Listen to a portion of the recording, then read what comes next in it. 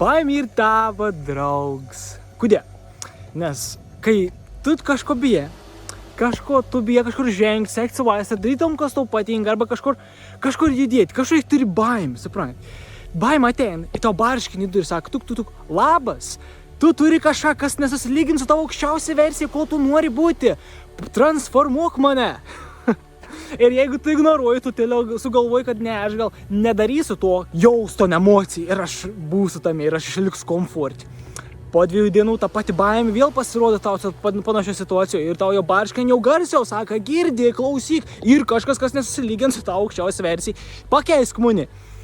3 dieną ignoruoji, jau bildent tau iš jėgų, ignoruoji toliau, 5 dieną jau atvara, suplaktuk tau daužą.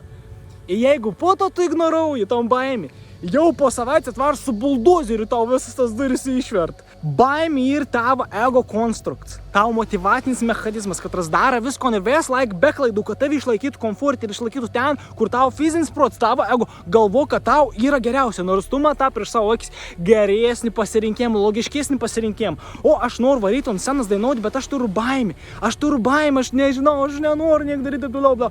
Tai ir nežinomybė, tu bijai eiti nežinomybė, nes tu bijai, kad įvyks tas arba tas, tavo ego prigalvo, kas gali įvykti blogiausia, nors iš tikrųjų, kai tu peržengi tom baimį, kai tu pasitiki savo aukštesniu, aš pasitiki savo sielos vedimu ir pereini per tom baimį, tu net neįsivaizduoji, kiek tavo gyvenimas gali būti magiškas, un kiek tu gali dalykų pamatyti ir suvokti, kad ta baimė buvo pati didžiausia tavo gyvenimo iliuzija ir ko tu bijoji, buvo tiesiog iliuzija.